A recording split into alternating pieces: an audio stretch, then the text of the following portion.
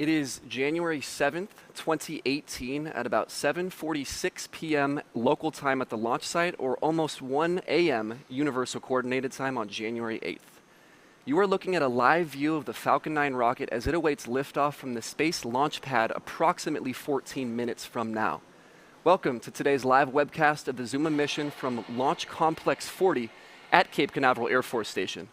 My name is Brian Malstead, and I'm a software engineer here at the headquarters in Hawthorne, California.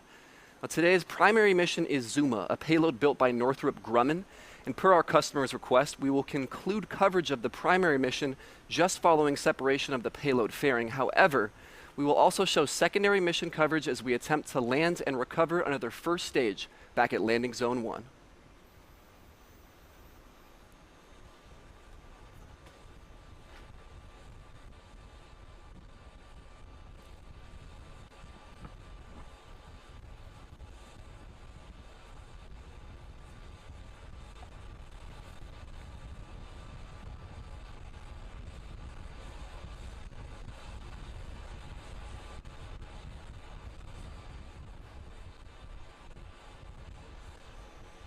Now, today's launch will mark SpaceX's first of the 2018 calendar year. We wrapped up 2017 with 18 total launches.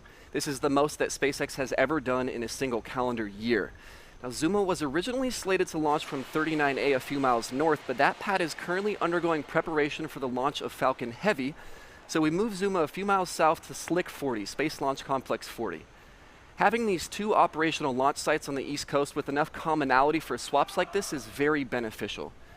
Now, it is important to remember that Slick 40 was designed long before the days that Falcon ever first flew. So over the past year, we have not only rebuilt Slick 40, but we have customized it for SpaceX purposes. This includes upgrading it to reinforce its structures, improve ground-side systems, and just in general, make it so that it can replicate the operations that are occurring up north at 39A. Now, together with 39A and 40 and Vandenberg on the West Coast, SpaceX now has 3 operational launch sites across the country. Now, having more launch sites means more opportunity for launching, which in general is beneficial because it increases our chances of higher launch cadence.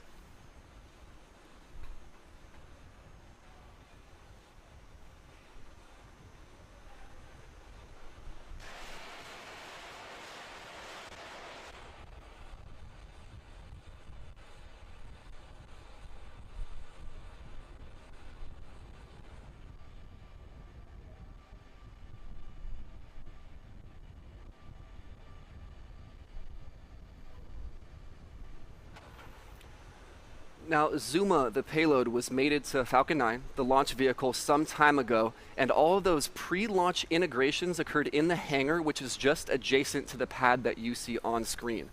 All of this integration happens while the vehicle is horizontal, and while it's mated to that transporter or erector, or as you might hear us call it, the strongback.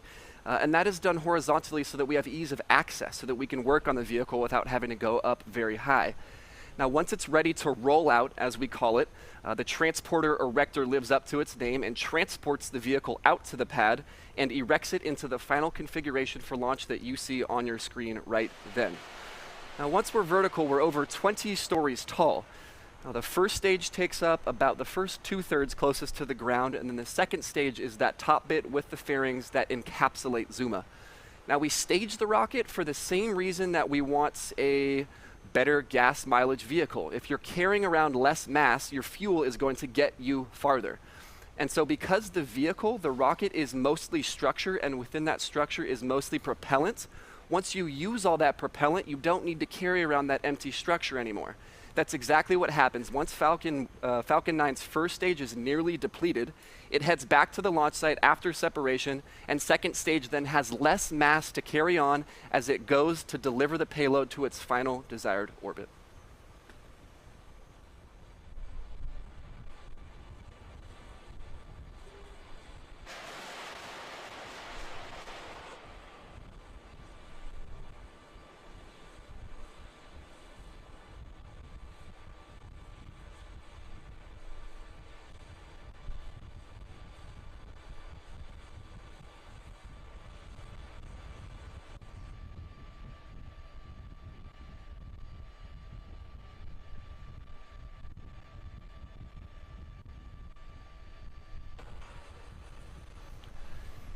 One of the most important procedures that we are conducting during this pre-launch phase is the loading of propellants. And we say propellants, we actually mean fuel and oxidizer, two critical components that are required for combustion. Now fuel, as you've heard us say before, for the vehicle is RP1 or rocket propellant 1. That's basically just rocket grade kerosene. The oxidizer is oxygen itself, and oxygen is typically at a gas phase when it's under standard atmospheric temperature and pressure. Now we supercool it to the liquid phase so that we have higher density. Higher density means more mass in the same volume, which for us means more oxidizer within the same rocket. So we're loading propellants. We load those fuel first and then oxidizer, first stage first and then second stage second. So that is currently underway. We started about 50 minutes ago and it's still going on and won't conclude for another few minutes here, but that is going well. Two other things we like to check before launch are the range and weather. Now, the range is responsible for all sorts of ground infrastructure, from tracking systems to clearing airspace, naval space, and ground space. They have given us the thumbs up, and the range is green for this Zuma launch. Weather is not under our control, but all of the inclement conditions that Florida sometimes provides are not present right now. We don't have any upper altitude winds, no rain, and no lightning threats. So Florida's weather is green, so vehicle, range, and weather are all good to go for launch today. Now, today is a 2-hour launch window. So should anything arise, we will resort to our backup launch window, which is tomorrow at approximately the same time.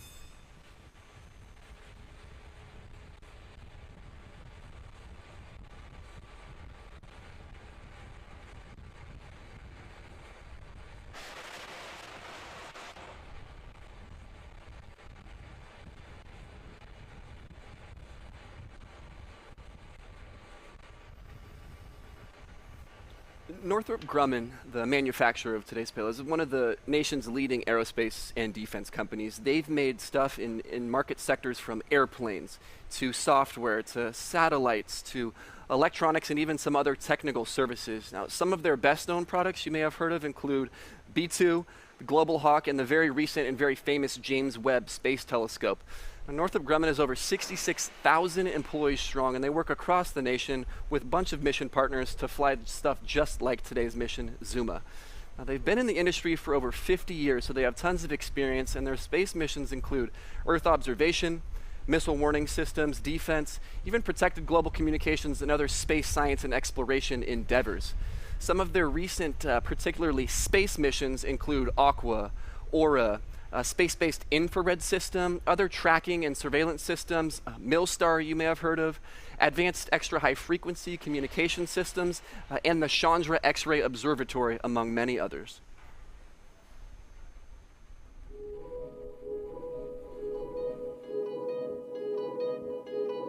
We've all stared at the stars with wonder in our eyes, searching the sky for something more, searching the world for what else is out there, and wondering what we could do to find it. At Northrop Grumman, that wonder is more than just a daydream.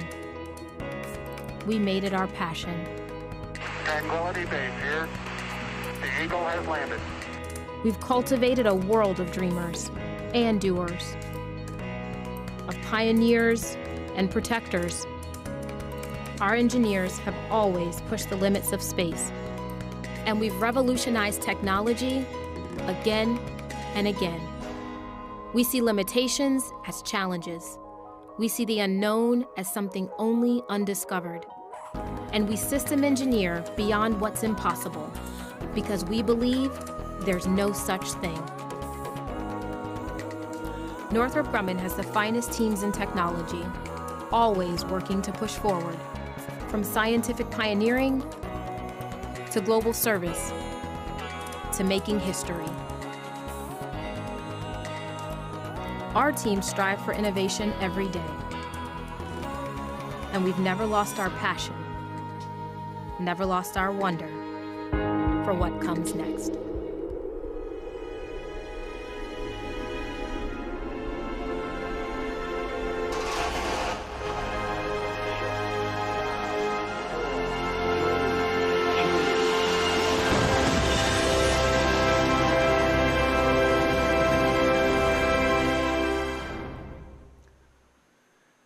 In these final moments before liftoff, the vehicle is undergoing something that we call engine chill. Now, as I mentioned earlier, oxygen naturally wants to be at a gas phase. We want to coerce it into the liquid phase, and to do so, we need to supercool it. Well, that oxygen becomes very, very, very cold, and the engine is not as cold as the oxygen that will flow through it. So in order to reduce any thermal stress that might be imposed upon the engine, we try to chill the engine ahead of time so that we don't have as much of a thermal gradient. Now, you may remember we retract the strong back to around 50 degrees a few minutes before in previous webcasts. We're going to just prime the actuators and then retract it fully at T-0.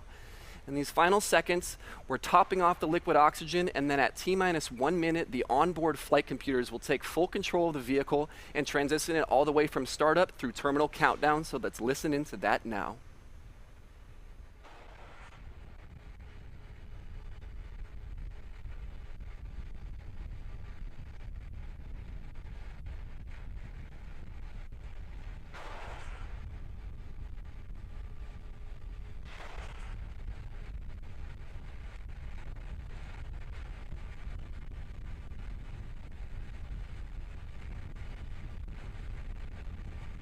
Stage 2 locks with close out for flight.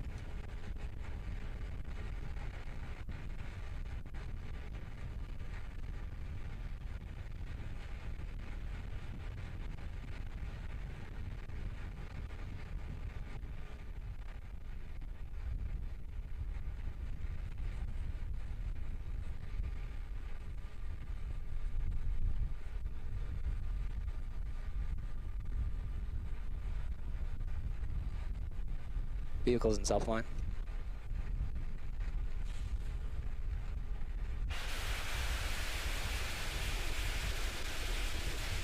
Gas closeouts have started.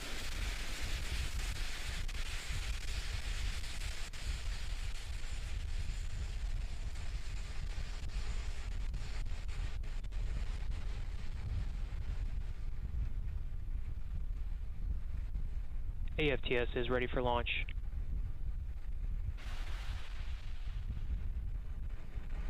Falcon 9's in startup.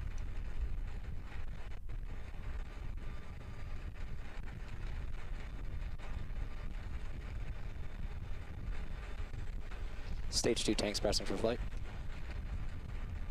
Falcon 9 and Zuma are go for launch.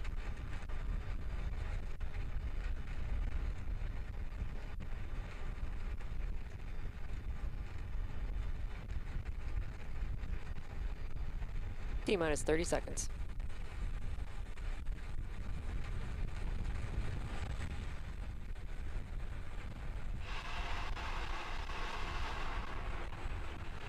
Stage 1 tanks pressing for flight. T-minus 15 seconds. Stand by for terminal count. 10, 9, 8, 7, 6, 5, 4, 3, 2, 1. Ignition. Liftoff.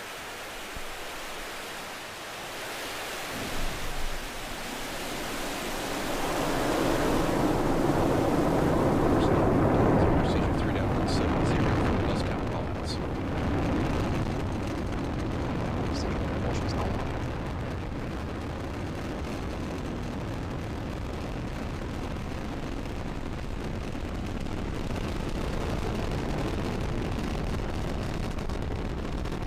Vehicles programmed to launch.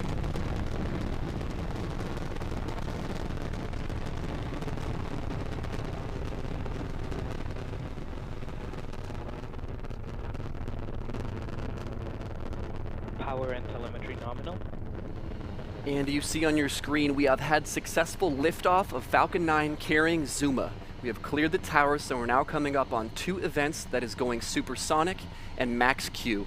Now, maximum aerodynamic pressure is when we are at the point of maximum stress on the vehicle. From that point on, we're going through thinner and thinner atmosphere, so stress will continually decrease.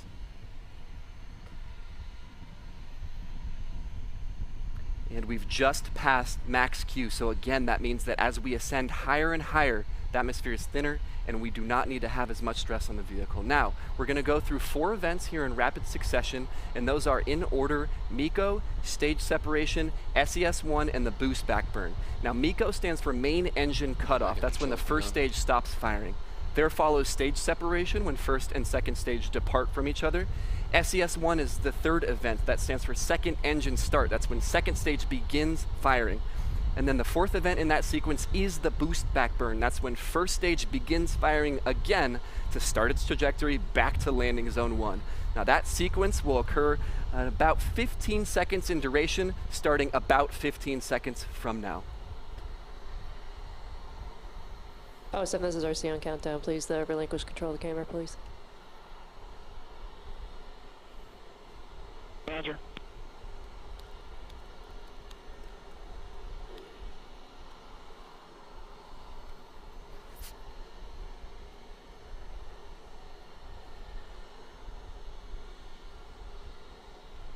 States have confirmed.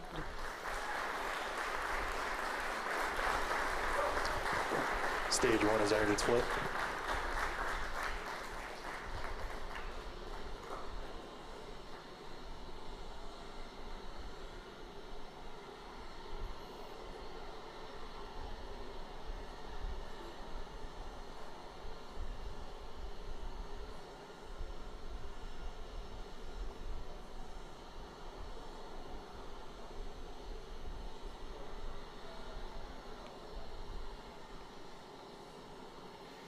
Now we've had successful confirmation of, again, MECO, stage separation, second engine start, and the boost back burn. Now, next major milestone is fairing separation. That should occur any second now. We're not going to show video coverage of it, but we will confirm that the fairings have separated, meaning that Zuma and second stage are the only vehicles continuing on to their final orbit. Stage 1 boost back shutdown.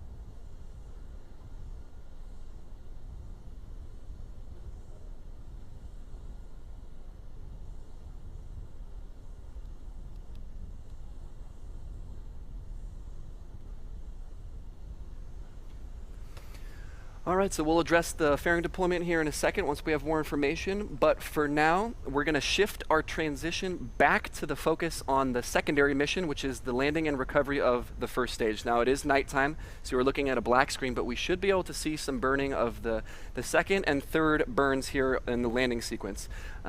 Quick sidebar, we did get successful confirmation that the fairings did deploy. So the primary mission has concluded up to this point successfully, and now Zuma and second stage are continuing on to their final orbit. So we will focus back to the secondary mission now, which is this 3 burn phase of the landing of the first stage. Now we already saw the boost back burn and got confirmation of that. The 2 remaining burns are the re-entry burn and the landing burn. Now the second is the re-entry burn, and that is solely intended to decelerate the vehicle so that we go through the atmosphere subject to as little stress as possible. As I mentioned earlier, heat and pressure can accumulate. That thermal stress is very severe. As you go through the denser and denser atmosphere, you want to be going as slowly as possible. So we perform a re-entry burn just prior and during re-entry so that we have as little stress as possible on the vehicle. Now that will happen at about T plus 6 minutes and 17 seconds, and that re-entry burn will last for about 15 seconds. We'll tune into that.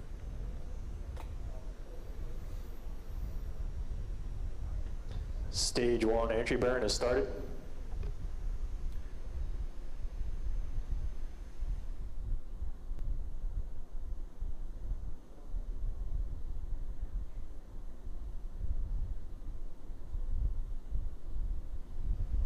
And stage 1 entry burn shut down. And as you just heard and saw, we had successful startup and shutdown of the re-entry burn, the second of 3 burns in the phase to get back to landing zone 1. Now the third and final one, as it is self-named, is the landing burn. This one lasts a little bit longer. It's about 17 seconds in duration. It's coming up in about 30 seconds. We should get pretty good footage of it coming down from the top of the screen. And again, that's a 17-second burn. So the legs deploy and we touch down on the surface of landing zone 1 here in this attempt. Stage 1 is transonic.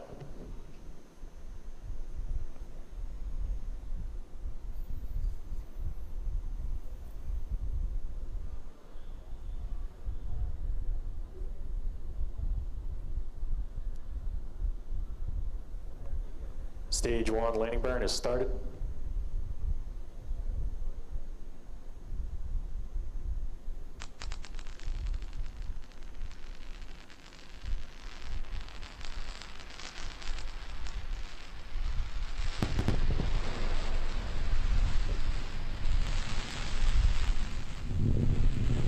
Landing legs have deployed.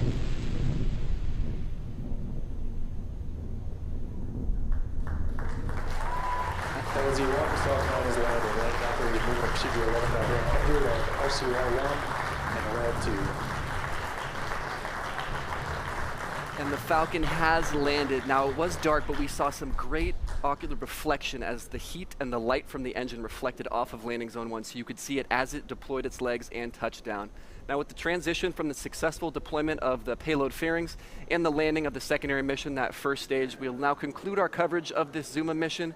We'd like to thank our customer, Northrop Grumman. We'd like to thank the United States Air Force and the Cape Canaveral Air Force Station Range for all of their support in every single mission.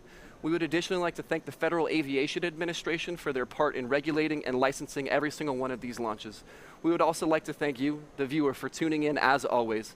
If you are interested in learning more about what we do here, please visit our website, spacex.com. And if you're interested in joining our force, spacex.com/careers. Please look for updates on all of our social media channels. We're going to post updates regarding the upcoming missions. Thanks again for joining us, and we'll see you next time.